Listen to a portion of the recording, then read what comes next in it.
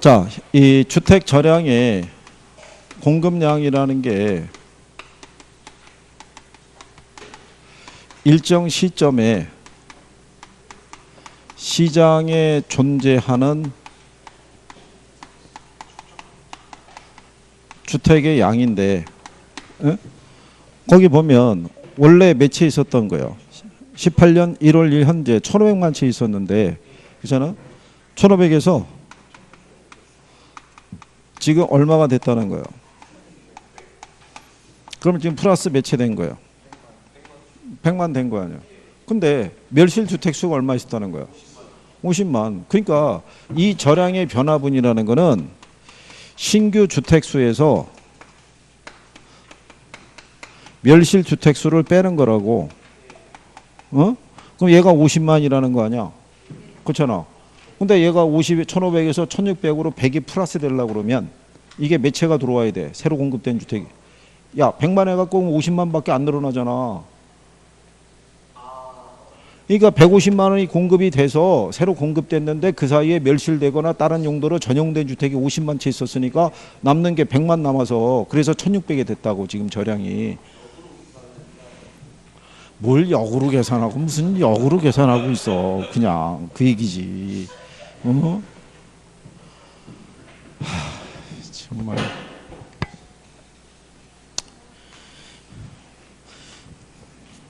근데 이건 저쪽에 김총각도 꾸준히 나와야 돼. 너 없어가지고 계속 여기 이 김총각만 계속 뭐라고 그랬더니 인터넷에 난리가 났어. 너무 구박하지 말라고. 그러니까 네가 와서 좀 짐을 덜어줘야 되지 않겠어? 야, 근데 같은 김총각이니 이거. 여기 김총각 사진 올리면 큰일 나는 거예요. 얘 내년에 대전에 어차피 다니질 못할 거예요. 그죠? 죄가 떨어진 애야? 걔야? 뭐 이렇게 하면 어떻게 할 거예요 그거를. 이처녀도 마찬가지지. 이처녀 지난주 왜 안 나왔어? 일이? 아니야, 안 먹어도. 이 또 남친 생긴 모양이네. 그치? 참. 열심히 하셔야 돼요, 이거, 지금. 그러잖아, 저기 뒤에 있는 저 양반들은 또 월요일 날 하루 나오고 지금 계속 또 풀로 또 쉬고 있다는 거잖아요, 지금. 그리고 이제 나중에 후회한다고요. 언제 후회했어요? 시험장에 가서. 그리고 시간이 조금 지나고 나면은 또 후회해요. 이럴 줄 알았으면 작년에 할 걸. 이럴 줄 알았으면 작년에 몇 개월만 좀 열심히 할 걸. 그 후회를 한다고요. 매년 보는 현상이에요. 열심히 하셔서 기본 용어는 좀 알아두셔야 돼요. 그죠? 자, 그 다음에 8번에 가시면 토지 용어에 관한 다음 설명 중에서 옳은 것을 이렇게 물어봤어요. 그죠? 예. 자, 그래서 이제 거기 내용을 보시게 되면은 1번에 주거지, 상업지, 공업지의 건물 부지로 이용되고 있거나 이용될 것이 사회적, 경제적, 행정적으로 합리적이라고 인정되는 토지니까 대지라기보다는 이제 택지의 개념을 적용한 거고요. 이번에 낮이라는 거는 건물 등이 없는 빈 대지를 말하는데 사적인 부담과 공법상 규제가 없다 그랬을 때 공법상의 제약은 있어요. 그죠? 예, 모든 토지는. 그리고 이제 4번 지문에 가면 휴한지하고 공한지는 투기 목적이라는 점에서 공통점이 있는 토지다라고 이렇게 돼 있을 때 실휴자가 들어가 있으면 정상적으로 쉬게 해준다 그랬죠. 근데 만약에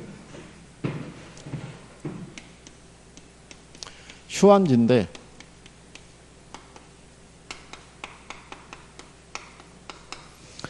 휴경지라고 주는 거예요. 그죠?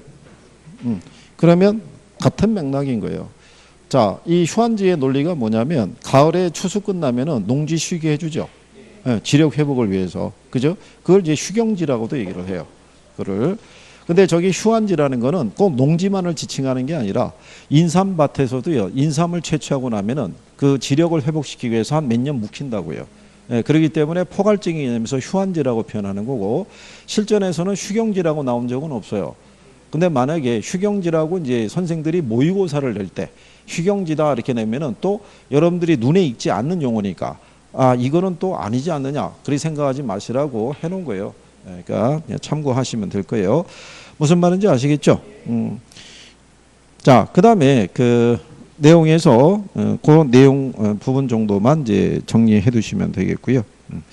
자, 그 다음에 뒤로 넘어가셔서 9번에서 보시게 되면은 5번 지문에 가면은 그 바닷가라고 돼 있죠.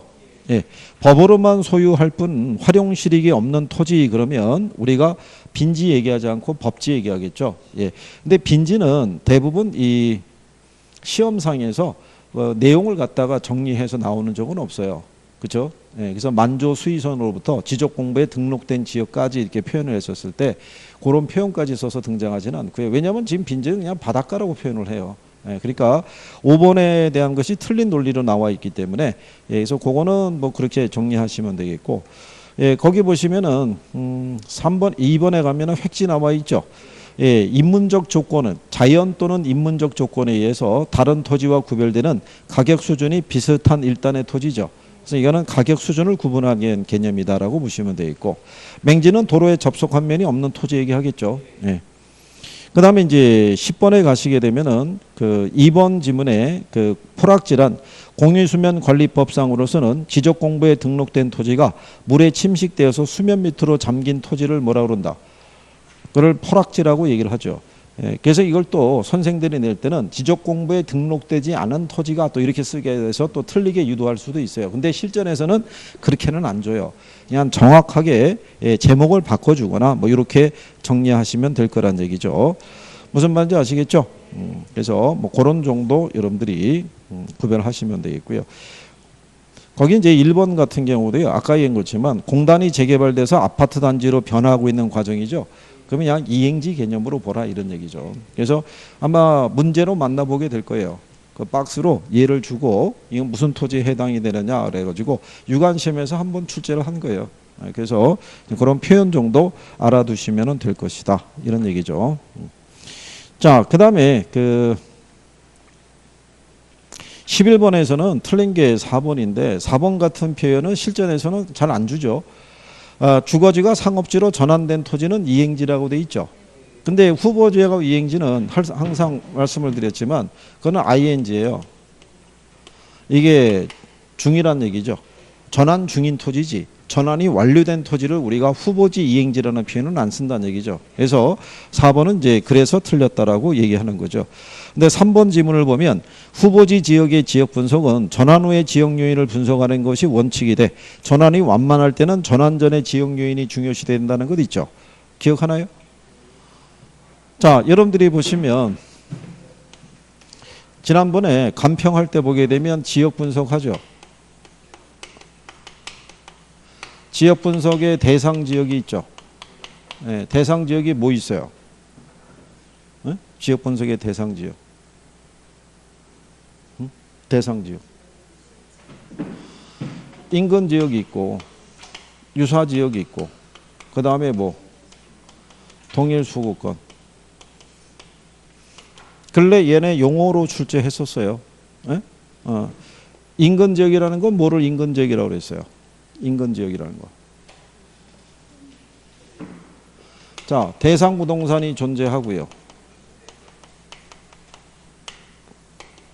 부동산 이용이 동질적이고요. 그러고요. 응? 가치 형성 요인 중에서 지역 요인을 공유하는 것 있죠. 예, 그걸 우리가 뭐라고 그래요? 인근지역이라고 그래요. 여러분 시험에서는 얘하고 제목을 바꿔서 한번 틀리게 해줬고요. 또 한 번은 이게 지역 요인을 공유하는데 개별 요인을 공유한다 그래서 틀리게 한번 출제한 거예요. 그걸 답으로. 네. 언제 나왔다? 작년에. 5번 지문에 그걸 답으로 준 거예요. 자, 동일수권을 가면은 주거지 있죠. 주거지의 동일수권에 보면은 뭐를 기준으로 판단해요? 주거지. 응? 주거지. 통금 범위. 이 범위는 축소될 수 있어요, 없어요? 축소 가능하다고 얘기했어요. 여기서 틀리게 해줄 거는 요 파트에서는 그거밖에 없고 축소가 가능한데 축소가 불가능하다 그러면 틀리는 거예요. 그 다음에 후보지하고 이행지 있잖아요. 후보지하고 이행지는 전환 전이 있고 전환 후가 있잖아요. 그렇죠? 그 뭐를 판단하는 게 기준이에요?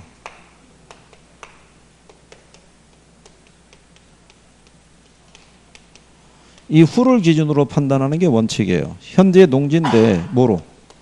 택지 후보지로 지정이 돼 있으면 택지는 주거나 상업이나 공업적인 용도니까 동의수권의 범위가 농지하고는 틀릴 거 아니에요. 그렇죠? 근데 성숙도가 완만하면 어딜 기준으로? 전을 기준으로 그걸 파악하는 거라고 우리가 정리한 거죠. 기억하시죠? 예. 그래서 그런 내용 정도 정리하시면 되겠고요. 예, 그다음에 이제 뒤로 넘어가셔 가지고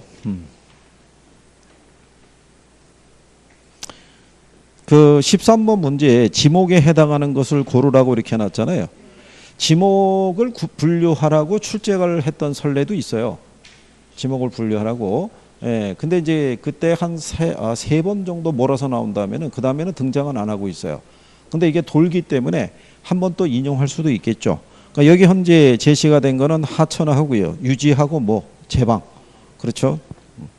제방을 냈을 때는 어떻게 냈냐면 1번을 제방을 주고요. 나머지는 전부 다 땅지자를 쓴 거예요.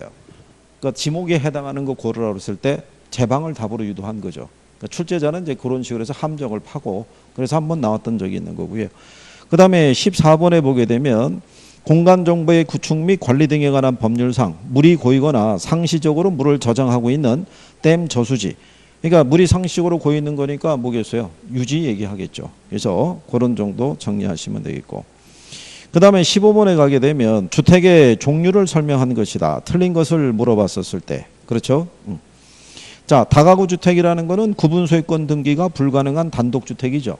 예, 그러니까 원룸이니까 소유권 하나밖에 없다라고 이렇게 보시면 되겠고요. 예, 그 다음에 다세대 주택은 공동주택이니까 얘는 구분 소유권 등기가 가능한 공동주택이라고 볼 수 있고요. 3번 지문에 가면 다중이라고 돼 있죠. 학생이나 직장인 등의 다수가 장기간 거주할 수 있는 구조의 주택인데 공동주택이 아니라 무슨 주택? 단독주택이죠. 다중주택은 실별로 욕실은 설치할 수 있어요. 근데 취사시설은 설치할 수 없고요. 공동으로 이용 가능한 시설 정도는 설치할 수 있다라고 보시면 되겠죠. 그래서 그런 내용이고요. 그 다음에 이제 연립에 대한 거는 660평방미터 초과하고요. 주택으로 쓰이는 층수가 4개층 이하. 그죠? 공동주택이라는 거. 그런 정도는 기본적으로 정리 정도 할 수 있으시면 된다. 이런 얘기죠. 그 다음에 뒤로 넘어가셔가지고 뭐 주요 기출문제 나와 있는데 기출에 대한 거는 간결하게 줘요. 확실하게 틀리게 준다는 얘기죠. 그래서 16번 보시면 3번 지문에 기술적 개념의 부동산인데 생산 요소, 자산 이게 들어갔잖아요. 생산 요소하고 자산은 경제적 개념이잖아요. 그러니까 그 분류만 할 수 있어도 답을 찍을 수 있죠. 근데 그 밑에 나와 있는 17번 문제도 마찬가지죠. 경제적 개념에 해당하지 않는 것 그러면 4번의 환경이죠. 이건 기술적 개념이니까. 그러니까 뭐만 가지고 주는 거예요. 제목만 갖고 주는 거예요. 그냥. 그렇죠? 예, 그래서 그렇게 보시면 되겠고요. 그 다음에 18번에 거기 보시면 낮이는 지목이 대로 설정된 토지다. 그러니까 틀렸다는 얘기죠. 예, 우리가 말 그대로 건축할 수 있는 토지인데 그죠? 예, 우리가 택지라든가 이런 애들은 우리가 그 안에서 보게 되면 주거용지라든가 예를 들어서 상업용지 같은 경우는 우리가 지목상에서는 뭐라고 그래요? 대라고. 근데 공장을 지을 수 있는 땅은 대가 아니라 장으로 우리가 분류하죠. 그렇기 때문에 지목이 대로 설정된 토지다. 그래서 이걸 틀리게 한번 준 적이 있다는 얘기죠. 그래서 이제 그런 정도가 이제 언급이 된 거고요. 그 다음에 그러니까 여기를 단원을 들어가게 되면요. 본인이 이 안에서 필요한 것들을 내가 정리할 수 있는지를 살펴봐야 돼요. 그죠? 그리고 또 하나는 뭐가 필요하냐면 자기만의 노트가 필요해요. 정리를 해야 된다고요. 시험장에 들어갈 때 뭐 갖고 들어갈 거냐 이거예요. 시험장에 들어갈 때. 그죠? 시험장에 가면 시험 보기 얼마 전에 도착할 거예요. 아무리 뭐 웬만한 사람이면 뭐 1시간 내외에서 도착할 거 아니에요. 그렇잖아요? 그러면 9시 반부터 시험이면 9시까지 입실이거든요. 그럼 사람이 여유 있게 하려고 그러면 최소한 거기 8시 반 정도에 도착을 해가지고 대충 이런 경우가 많단 말이에요. 그죠? 그러면 1교시 민법하고 학개론 보기 시험 들어가기 전에 짧은 시간에는 뭐 훑어볼 거 있죠. 기본서 가지고는 훑어볼 시간이 언제죠. 어디를 다 보겠어요. 요약집도 어떻게 돼요? 분량이 많잖아요. 그걸 어디를 다 보겠어요. 그러니까 결국은 자기가 쭉 정리한 것 있죠. A4 용지 한 2장 정도로 해서 포인트 된 것만 가지고 전날에 한번 훑어보고 당일날 한번 훑어봐서 기억을 한번 두들겨 준 다음에 시험을 봐야 될 거 아니에요. 그죠? 그러니까 자꾸 본인들이 정리를 조금씩 해봐야 돼요. 에? 그래서 그거를 정리가 이렇게 적을 때 뭔가 빠뜨리거나 놓치고 있는 부분이 있으면 그게 확실히 정리가 안 된 거예요. 그러면 시험장 들어가면 절묘하게 그 생각이 안 나는 애가 답하고 연계가 돼 있다고요. 그렇잖아요. 그 시험 운일 수도 있는데, 그러니까 그런 걸 평상시에 정리 잘 하셔야 돼요. 자, 여기 이제 부동산 특성이 있어요. 부동산 특성에서는 일단 제일 중요한 게 얘예요. 토지의 무슨 특성? 자연 특성이에요. 그죠? 자연 특성에 가면은 부동성이 있죠. 그 다음에 부증성이 있죠. 그 다음에 영속성이 있고, 그 다음에 개별성, 그 다음에 인접성. 자, 이렇게 돼 있을 때 얘네 세 개가 주요 특성이라고 그랬죠. 주요 특성이라는 거는 단독적으로 문제가 나올 수 있다는 얘기예요. 그래서 이게 작년 여러분 시험에 나왔고요. 29회 때. 영속성이 있죠. 얘가 26회하고 27회 때 나왔어요. 단독으로. 근데 항상 이렇게 보시면 돼요. 단독으로 문제가 나오고 난 다음에는 얘네가 다 들어오는 거예요. 무슨 말인지 아시겠죠? 5개가. 예. 근데 여기서 얘기는 잘 안 들어와요. 인접성은. 그러니까 지문으로 활용하면 얘네들 이렇게 4개를 주고 넷 중에 하나를 더 넣어주든가 아니면 인문 특성에서 지문 하나 넣어준다고요. 그런 수준이라고 보시면 돼요. 그러면 얘네들을 문제를 낼 때는 가장 대표적인 것 있죠. 예, 그거를 출제하니까. 그래서 그게 이제 뭐가 있는지. 부동성에서 가장 대표적인 게 뭐 있겠어요? 뭐 임자 활동도 써요. 또 이게 시장을 국지화시키는 거예요. 그러니까 대표적으로 이런 표현을 많이 써요. 그죠? 시장이 부동산 시장은 고도로 국지화되어 있는 거예요. 그죠? 그래서 그 안에 여러 개의 무슨 시장? 합의 시장이 있죠. 서브 마켓이 존재하고요. 시장별로 뭐가 수요 공급 관계가 다 틀려요. 그러다 보니까 가격이나 임대료나 거래 관행이 다 틀리게 나타나요. 그래서 부동산 활동과 현상도 국지화시킨다고 얘기하는 거예요. 무슨 말인지 하시겠나요? 그래서 그거 정리하셔야 되겠고. 그 다음에 부증성 하면은 생각나는 거 뭐 있어요? 근래 많이 쓰는 건 이거예요. 토지용을 집약화시키는 것 있죠. 자, 부증성이라는 논리가 뭐예요? 부증성이라는 게. 우리 인간의 힘으로는 그 토지의 양을 늘릴 수 없다는 게 부증성이에요. 그럼 많은 사람들은 도시로 모여들잖아요. 그건 도시에서 제공되는 서비스 있죠. 취업이나 교육이나 여러 서비스를 제공받기 위해서 한정된 공간이 도시로 모여드는 거예요. 그런데 공간은 제한적인데 수요가 많아지잖아요. 그걸 효율적으로 이용할 수 있는 방법이 뭐겠어요? 건물을 고층화시키는 거예요. 그렇죠? 네, 그래서 집약적 토지용을 유도한다라고 얘기를 해요. 그죠? 그래서 요것을 이제 근래 보게 되면 제일 많이 이제 그 활용하는 게 이제 집약적 토지용이에요. 물론 부증성으로 인해서 생산비를 투입해도 물리적인 양을 늘릴 수 있어요, 없어요? 그 양은 우리가 증가시킬 수가 없어요. 무슨 말인지 아시겠나요? 네, 그래서 그 내용 관계. 그래서 여기서 요 양을 늘릴 수 없다는 거는 무슨 공급을 늘릴 수 없다는 거예요. 예, 물리적인 것을 늘릴 수 없다라는 거예요. 용도적인 면에서는 공급을 늘릴 수 있어요, 없어요? 예, 그거는 뭐를 통해서? 그거는 용도의 다양성을 통해서. 그죠? 그 제약 조건을 완화시키기 위해서. 그 다음에 영속성 하면 생각나는 거 뭐 있어요? 영속성이라는 건 무슨 말이에요? 영속성이라는 건. 어? 영속성이라는 건 우리 인간이 토지를 아무리 사용하더라도요, 걔가 줄어들지 않는 거예요. 네, 줄어들지 않기 때문에 우린 다른 사람에게 임대를 줄 수 있는 거예요. 무슨 말인지 아시겠나요? 네, 그래서 자, 이 영속성에서 보게 되면 그래서 우리가 소유에 따른 이익과 사용에 따른 이익을 얻을 수 있어요. 그렇죠? 그래서 다른 자본시장과는 달리 무슨 시장이? 예, 임대차 시장이 발달하게 되는 근거가 영속성이 기인한다고 보시면 돼요. 그리고 여기서는 이 감가상각이라는 게 발생하지 않죠. 예. 이 감가상각은 영속성을 기인해서 나왔을 때는 별다른 언급이 없으면 물리적 감가상각 얘기하는 거예요. 예, 그래서 그거를 여러분들이 보시면 되겠고. 자, 개별성에 있어서 토지는 다른 토지하고 대체할 수 있어요, 없어요? 대체할 수가 없어요. 그죠? 예, 그러니까 비교가 곤란하다라고 이렇게 생각하시면 되겠고. 일물일가의 법칙이 성립이 안 되는데 개별성이라는 건 건물 등에도 성립이 돼야 안 돼요. 예? 건물 등에도 성립이 되는 거예요. 그죠? 같은 시기에 지어진 건물이라 할지라도 누가 관리하고 누가 운영하냐에 따라서 감가의 정도라든가 수익의 크기가 서로 다 다를 수 있어요, 없어요? 다 다를 수 있다. 예, 이런 것들을 기초적으로 내가 또 정리하고 있는지 그걸 살펴봐야 돼요. 예. 자, 그러면 1번에 보시면 부동산 22페이지죠. 1번에 보시면 부동산 특성과 관련된 설명 중에서 옳은 것을 이렇게 물어봤었어요. 그죠? 자, 5번은요. 왜 틀렸냐면은 자연적 특성은 선천적, 원초적, 유동적 특성이라고 돼 있죠. 유동적이 아니라 고정적이고 불변적인 특성이 자연 특성이라고 생각하시면 돼요. 그죠? 그 다음에 4번에 가게 되면 등기라고 하는 공시 방법이 있죠. 예. 이 방법을 필요로 하게 되는 것은 부증성이 아니라 부동성 때문에 그렇죠. 그렇죠? 부동성 때문에 자, 여러분들이 공시의 원칙이라고 배우죠.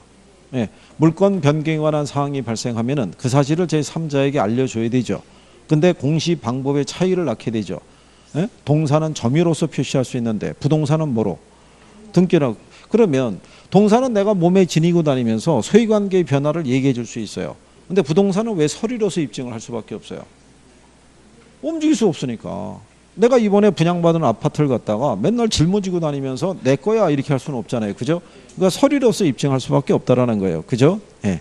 그래서 그런 내용이죠. 그 다음에 2번에 보게 되면 토지에는 생산비 법칙이 적용되지 않기 때문에요. 토지평가에는 원가 방식을 적용할 여지가 없다. 그래서 틀렸다고 얘기하는 거죠. 자, 일단은 근본적으로 보면요. 토지평가에는 원가 방식을 쓸 수는 없어요. 원칙적으로. 왜 원가 방식을 쓸 수가 없겠어요? 자, 원가 방식이라는 게 비용성의 사고잖아요. 그죠? 물건을 만들 땐 들어간 비용의 크기에서 가치가 결정이 되는데 토지는 우리가 비용을 들여서 생산할 수 있는 재화가 아니라고요. 그러니까 구조적으로 원가 방식에는 토지 가치를 평가할 수는 없어요. 근데 예외적으로 조성지나 매립지 있죠. 걔들은 조성 또는 매립할 때 비용이 발생하기 때문에 걔들은 예외적으로 평가할 수 있다는 거예요. 근데 원가 방식을 적용할 여지가 없다 이렇게 했기 때문에 이게 틀렸다 이렇게 얘기하는 거예요. 근데 실전에서는 정확하게 표현을 해줄 거예요. 정확하게. 그러니까 추상적인 논리에 의해서 우리가 조금 더 깊게 생각이 들어가야 되고 이렇게는 잘 안 준다고요. 정확하게 명시를 해주니까. 그래서 답은 1번에 부동성은 부동산 시장을 부분 시장으로 만들고요. 부분 시장별로 초과 수요와 초과 공급이 지속되게 한다라고 돼 있죠. 그게 국지화되기 때문에 발생하는 거예요. 그죠? 그래서 그 안에 여러 개의 하위 시장이 존재한다. 이렇게 설명한 거니까 구별하시면 되겠고요. 자, 그 다음에 이제 3번에 보시게 되면 다음 중에 부동산 특징에 대한 설명으로 옳은 것을 모두 고르면 이렇게 물어봤어요. 그죠? 자, 기억에 가게 되면요. 토지의 지리적 위치는 인간의 힘으로 이동시킬 수 없는 특성으로 인해서 부동산 시장은 지역적으로 세분화돼서 부분 시장으로 존재하게 된다라고 돼 있죠. 그게 시장이 국지화됐다는 얘기고요. 묶어서 얘기하면은. 그 다음에 물리적으로 복수의 토지는 있을 수가 없으므로 물리적으로 비대체적이고요. 그 다음에 일물이가의 법칙의 적용을 배제시키는 것은 개별성으로 인함이겠죠.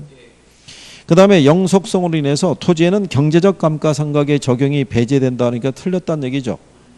물리적 감가상각이라고 보시면 되겠죠. 근데 영속성에서 감가상각 나오면 그냥 물리적 감가상각이에요. 그게. 그래서 경제적 감가상각의 적용이 배제된다 그랬으니까. 그 다음에 이제 리을에 가게 되면 토지는 생산비를 투입해서 물리적인 절대량을 임의로 증가시킬 수 없는 특성으로 인해서 조성지나 매립지는 물리적인 양의 증가가 아닌 토지의 이용 전환을 의미한다 그랬으니까 맞는 표현이겠죠. 그래서 부증성의 예외는 없다라고 얘기했어요. 그 다음에 소유와 관련해서 경계 문제를 불러일으킬 수 있는 자연적 특성은 병합 분할의 가능성인데 그러니까 틀렸다는 얘기죠. 그게 인접성이라는 얘기죠. 소유와 관련해서 경계 문제를 유발하는 것 있죠. 자, 인접성이라는 거는 주변 토지가 이렇게 딱 붙어 있는 거를 인접성이라고 그래요. 그죠? 그럼 왜 이렇게 붙어 있는 토지가 발생하겠어요? 움직일 수 없으니까. 그래서 인접성이 부동성에서 얘네들은 파생된 거라고 보는 거예요. 여기서. 그죠? 자, 그랬을 때 A 땅을 갖고 있는 갑이라는 사람이 자기 땅에다가 이렇게 집을 짓게 되면 소유관계를 표시하기 위해서 자기 땅 기준으로 이렇게 담장을 설치해야 되는데 우리나라 정서는 밀고 들어간다고 그랬죠. 이렇게. 그래서 분쟁이 발생한다는 거예요. 붙어 있기 때문에. 그렇죠? 그래서 소유와 관련해서 경계 문제가 유발되는 거는 뭐로 인해서? 인접성으로 인해서. 그런 정도. 그래서 답을 2번으로 줬다라고 이렇게 보시면 되겠고요.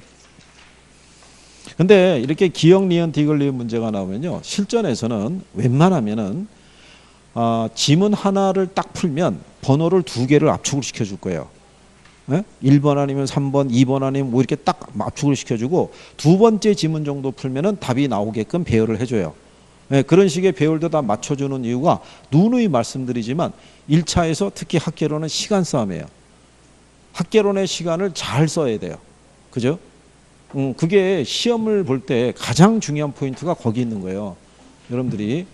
그래서 문제에 대한 난이도도 예전에 여러분들이 80문제 풀어보셨을 때 있죠? 이때 80분 줬던 때가 있었어요. 80문제 80분. 그러면 문제를 어떻게 줬겠어요?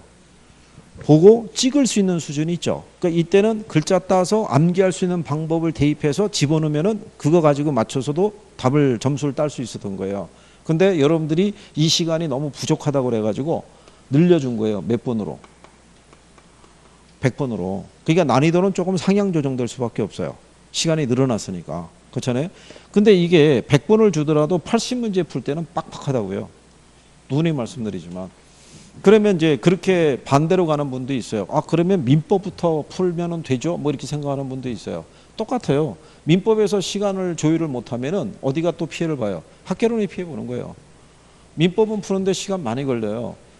그래서 학계론은 40문제 40분에 풀고 민법은 40문제 50분에 풀고 그럼 나머지 10분 남는 게 마킹 시간이라고요. 마킹을 할 때도 80개 마킹하려면 한 7분에서 8분 소요돼요. 그럼 거의 다 쓰는 거예요, 그게. 근데 민법을 풀 때 한 60분 쓰죠.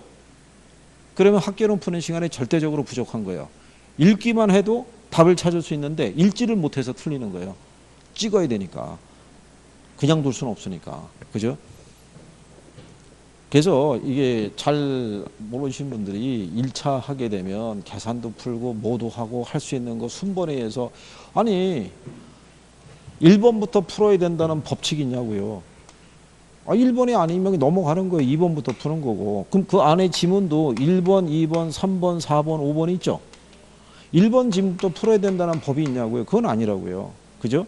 요령에 따라 가령 예를 들어서 근래 나온 문제를 보면은 감정평가 규칙상의 용어를 물어보죠. 예, 용어에 대한 문제의 답은 다 5번에 줬어요. 그럼 왜 5번에 줬냐면 얘네가 지문이 2줄에서 3줄 들어오는 거예요. 이렇게. 그럼 읽을 때 뭐가 많이 가요? 시간이 많이 가는 거예요. 답은 뭐 확실하게 주는 거예요. 이런 거 같이. 개별 요인이라고. 읽기만 해도 이게 답이라고 그런 건데 1번부터 내려와서 이 지문이 맞나 틀리나를 찾을 때 뭐가 많이 가는 거예요. 시간 많이 가는 거예요. 그래서 출제자들이 의도하는 게 그런 거라고요. 시간을 뺏는 거예요. 그 제가 얘기하잖아요. 여러분들에게 1차 80문제 푸는데 2시간 주죠. 100분이 아니라. 2시간 이상 시간을 주면 웬만큼 공부하는 사람들은 60점 다 맞아요. 근데 시간에 압박을 받잖아요. 제한된 시간 내에 풀어야 되니까. 그러니까 실수와 착각이 나오는 거예요. 그래서 6점이 안 나오는 거라고요. 그러니까 나중에 시험장 가서 느끼시겠지만 문제 풀 때 오랜 시간을 투자를 못해요. 읽으면서 얘가 답이겠구나. 얘가 맞는 것 같아. 이렇게 하면서 툭툭 찍고 넘어가는 거예요. 그죠? 나중에 이제 그런 것들이 잘 정리할 수 있으면 되겠죠. 자, 그 다음에 이제 4번에 보시게 되면 토지의 특성에 관련된 설명 중에서 틀린 것을 물어봤어요. 그죠? 자, 거기 보시게 되면은 그 2번에 영속성은 소모로 존재를 하는 재생산 이론이나 사고 방식을 적용할 수 없게 하죠. 예. 그다음에 4번에 가면 토지의 부동성은 부동산 시장을 국지화시키는 역할을 할 것이고요. 5번에 가게 되면 토지는 이용의 비가역성이라는 게 있다는 얘기죠. 예. 그래서 토지용과 관련된 의사결정에는 장기적인 관점에서의 배려가 필요하다 이렇게 돼 있죠. 이 실전에도 이렇게 나왔었어요. 그러니까 이용의 비가역성이라는 게 뭐겠어요? 우리가 토지를 어떤 특정한 용도로 개발을 하잖아요. 그게 잘못된 판단이라고 해서 다시 원래 상태로 되돌리기는 어렵다는 얘기예요. 그러니까 항상 장기적인 관점에 있었을 때 배려가 필요하다는 얘기예요. 그죠? 그 다음에 3번에 가면 토지는 비생산성이라고 해놨죠. 예, 부증성의 또 다른 표현을 비생산성이라고 그래요. 비생산성. 그래서 개별 용도의 관점에서도 공급을 증가시킬 수 없다니까 틀렸다는 얘기죠. 부증성으로 인해서 무슨 공급은 늘릴 수가 없어요. 물리적 공급을 늘릴 수가 없다는 얘기죠. 용도적 공급은 늘릴 수 있어요. 뭐를 통해서? 용도의 다양성을 통해서. 자, 우리가 내가 아주 그냥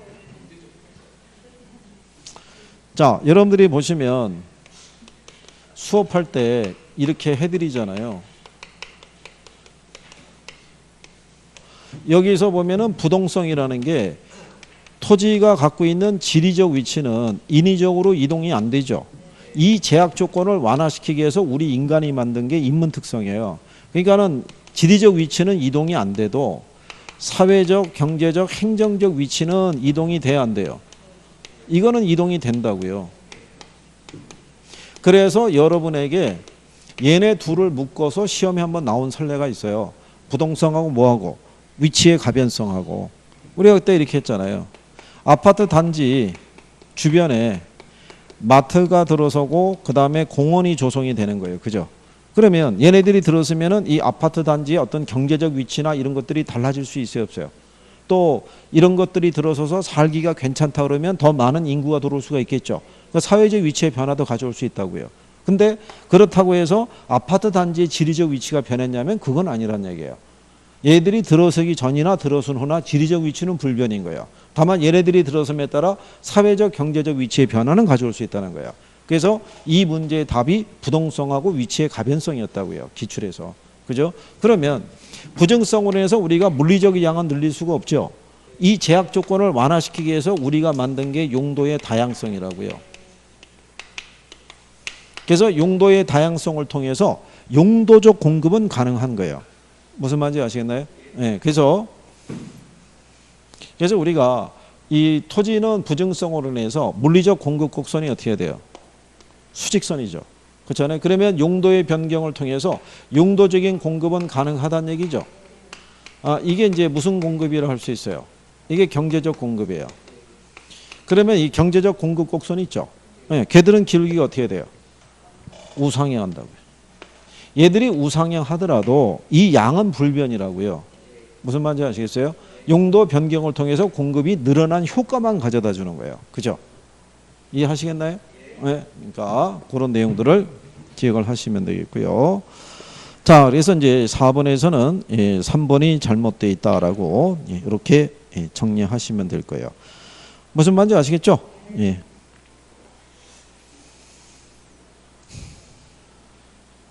자, 그래서 이제 그런 거 관계를 정리하시면 되겠고, 그 다음에 5번 문제에서는요, 답은 4번에 인접성을 줬거든요.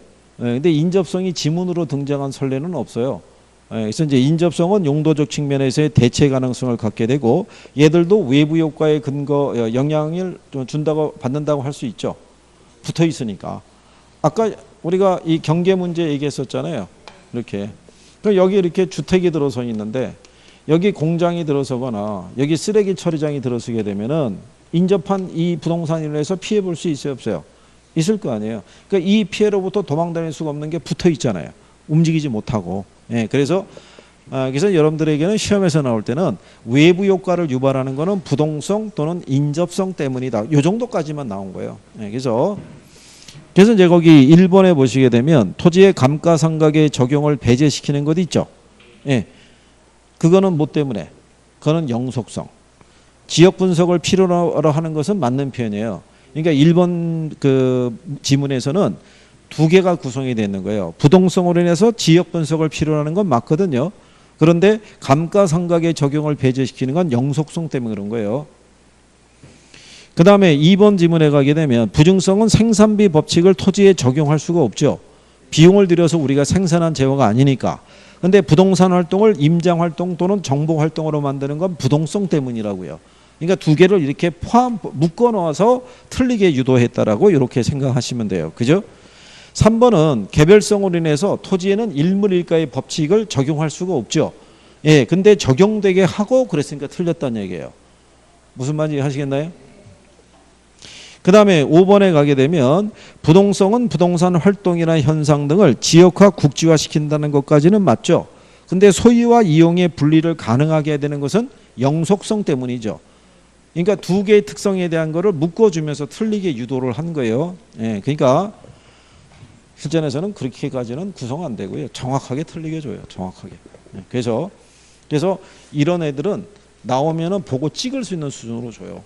그러니까 이쪽은 그래서 총론에서 나오는 건 다 맞아줘야 된다고 얘기하는 거예요. 총론에서 틀리면. 근데 총론을 실수를 해요. 총론을 아주 쓰러지겠다는 거죠. 그렇잖아요. 그 여유도 없는데. 예? 아니 여러분들은 40문제에서 30개가 이론이고 10개가 계산이면 얘 빼고 이거 갖고 우리가 승부를 걸어야 되는데 그죠? 그럼 여기서 몇 개 맞아야 돼요? 24개 맞아야 돼요. 24개. 그러면 틀릴 수 있는 여력이 6개밖에 없단 말이에요. 6개. 예? 근데 이런 걸 틀리면 되겠냐 이거죠. 그죠? 그렇잖아요. 작년에 실패하고 올해 또 나오신 분들도 있어요. 다른 학원에 가고 이렇게 보면은. 그죠? 그분들이 아니 다 개론들은 대부분 한 6점대는 됐대요. 됐는데 문제가 뭐냐면 60점 딱 초반이에요. 62.5 뭐 이렇게 되는 거예요. 그러니까 민법에서 3개 모자르네 몇 개 모자르네 이렇게 이제 오신 거예요. 오셨는데 그게 아니라 거기서 실수나 이런 거 줄였으면 그냥 작년에 최소한 1차는 됐다고요. 1차는. 그러니까 그게 중요한 거예요. 여기서 우리가 이렇게 우리끼리 풀 때는 뭐 실수해서 잘못 봤어 이렇게 통용이 되죠. 실전에 가서 그거 한번 하면 큰일 나는 거예요. 그거. 그죠? 3번만 하면 1년이에요. 1년. 그렇지 않겠어요? 3번 하면은. 그게 그냥 매년 되풀이되는 사람들이 존재한다고요. 참. 왜냐하면 제가 매년 이렇게 시험장 들어가서 분위기를 보잖아요. 그죠? 그럼 시험 끝나면 1교시 끝나면 전 나오거든요. 그럼 1교시만, 1차만 보는 사람들이 같이 쭉 나갈 거 아니에요. 나오면서 이제 얘기들 할 거 아니에요. 나오면서 이제 성질 급한 사람들은 뭐 제 가방 뒤져갖고 펼쳐보고 뭐 할 거 아니겠어요? 뭐 이것도 소리 나오고 뭐 교문 나갈 때까지 뭐 난리 나는 거죠. 그렇잖아요.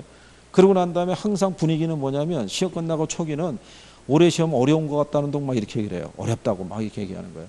그러다 조금 있다가 오후가 되면 그게 사라지는 거예요. 어렵다는 소리 하기 어려울 정도로 문제가 답을 확인하니까 굉장히 쉽거든요. 풀 때는 어려운 것 같아요. 체감 난이도는. 근데 막상 답을 확인하면은 뭐 이렇게 간단해? 이렇게 되는 거예요. 그래서 선생님이 다 막 이렇게 풀이해 주죠. 야, 저걸 못 봤단 말이야. 뭐 그런 생각 드는 거예요, 그거. 어떻게 하겠어요. 그죠? 자, 그 다음에 옆에 7번을 가시면 부증성에 대한 내용이 있어요. 부증성에 대한 내용으로 볼 수 없는 걸 물어봤을 때 생산비를 투입해서 물리적으로 양을 늘릴 수 있다 없다? 네, 늘릴 수 없죠. 매립 등으로 농지양이 증가된 것은 용도의 전환이지 절대량의 증가는 아니다. 이런 얘기예요. 그죠? 그래서 그 다음에 거기 보시면 3번에 토지는 생산비를 투입해서 생산할 수 없기 때문에 물리적 공급과 용도적 공급이 불가능하다고 돼 있죠. 물리적 공급은 불가능하지만 용도적 공급은 가능하다 이거죠. 그죠? 그게 시험에서 한번 쓴 거예요. 28회인가 나왔을 때요. 이렇게 준 거예요. 1번 지문을 부증성을 줬고요. 5번 지문을 부증성을 준 거예요. 이렇게 2개가 나왔을 때는 둘 중에 하나가 답일 거예요. 그죠? 근데 답을 1로 준 거예요. 부증성으로 인해서 무슨 공급을? 용도적 공급을 증가시킬 수 없다 이렇게 준 거예요. 그러니까 틀린 거 고르라는 거였어요. 답이. 그래서 그럼 왜 이렇게 들어오냐면 인자성이 잘 안 들어오니까 그러니까 이제 저런 식의 표현이라는 얘기죠. 그래서 그런 내용으로. 그래서 5번에 가면은 후보지라든가 이행제 같은 용어에 내포되어 있는 토지의 개념이 있죠. 이건 절대량의 토지 증가가 아니고요. 뭐를 의미하는 거예요? 용도 전환을 의미하는 거죠. 그죠? 네. 그래서 여러분들이 용도의 다양성에 가게 되면 이행과 전환을 가능하게 해준다는 얘기죠. 그게 후보지 이행지 개념이에요. 이행과 전환을 가능해 주는 거. 그로 인해서 창조적 이용이 가능하다라고 얘기해 주는 거죠. 그러니까 창조적 이용이라는 건 주어진 위치에 새로운 용도를 부여해 주는 거예요. 택지 후보지 이렇게 지정하듯이 그런 내용으로 정리하시면 될 거예요. 무슨 말인지 아시겠죠? 그래서 그렇게 정리하시면 되겠고요. 그 다음에 뒤로 넘어가셔서 문제 9번에 가시면 용도의 다양성이 있죠. 최유효 이용의 근거가 될 수 있죠. 부증성도 최유효 이용의 근거가 될 수 있어요, 없어요? 부증성. 부증성도 그런 거예요. 왜 최유효 이용을 요구를 하냐면 우리가 토지를 잘못 사용한다고 해서 그 양을 다시 생산할 수는 없다고요. 무슨 말인지 아시겠나요? 그래서 무슨 이용을 필요로 해요? 최유효 이용을. 그럼 우리는 주어진 위치에서 용도 바꿔서 쓸 수 있죠. 바꿨을 때도 무슨 이용이 되게끔, 그렇죠? 최이용 이용이 되게끔 선택을 해줘야 되는 거예요. 무슨 말인지 이해하시겠죠? 그리고 적지론의 근거가 된다라고 돼 있죠. 적지론이라는 게 뭐겠어요? 적지론이라는 게.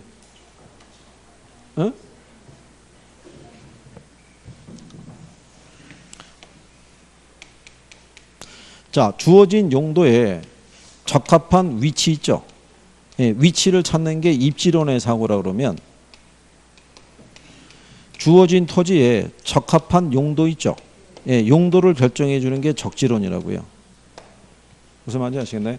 그러니까는 이 위치에서는 여러 가지 다양한 용도를 쓸 수 있을 때 가장 적합한 용도를 선택하라. 즉 최요 이용의 상태를 선택하라 이런 얘기가 똑같은 거예요.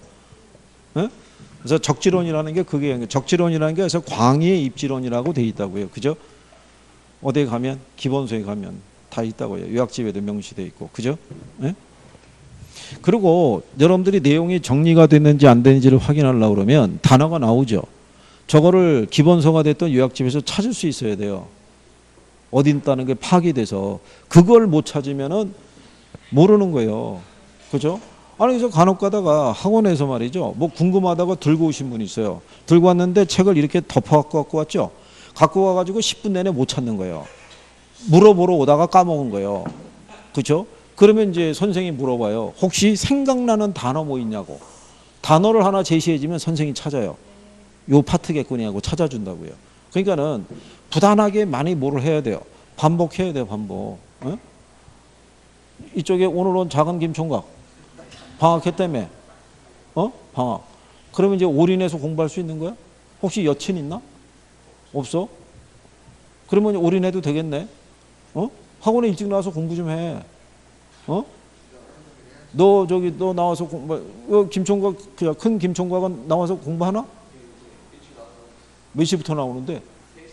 야, 3시가 무슨 일찍이야? 오후 3시가. 야, 오후 3시에 나와가지고 이것저것 하다 보면 실제로 공부한 시간 얼마나 되겠어? 아까 보니까 밥은 또 먹더만. 저녁은 또 먹더만. 그 저녁 먹는 시간 빼고, 그렇잖아? 3시에 나와가지고 한 2시간 남짓이나 하겠냐? 왔다 갔다 하고 또 틀림없이 이것도 폰 갖고 이것저것 하다 보면은 그리고 또 중간중간에 또 여친하고 소통도 해야 될 거 아니야. 그지? 그럼 실제로 집중할 시간이 뭐가 되겠어? 10시까지 나와서 공부해, 10시까지. 원래 오전 하면 10시부터 했잖아. 10시부터 나와서. 이건 너 나오면 둘 날고, 이쯤 나와서 공부하나? 이거 나오면 3시 남아서 공부하면 될 거 아니야. 여기 공부하면 여기 또 두 분들 남아서 와서 공부할 거 아니냐고. 그렇잖아? 그렇게 해서 이게 막 투자해야 돼. 그렇지 않으면 힘들어. 아니 내가 볼 때는 저기 끝이 보이고 있는데 여기 왜 움직임이 없는 거야? 합격해야 된다며.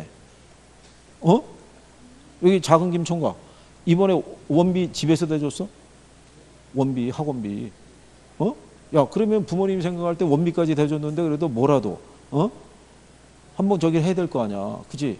주기살기로 한번 해봐. 너 이대로 저기 뭐 포기하기에는 너무 아깝지 않냐?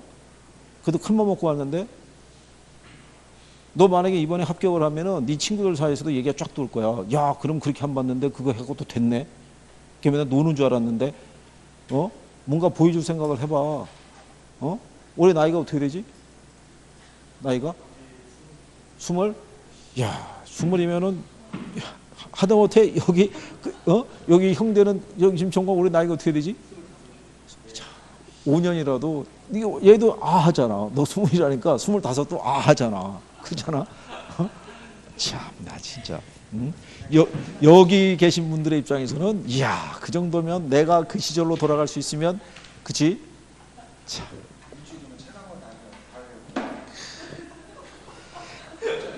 김총각 20로 돌아갔다 그러면은 뭐 하고 싶어?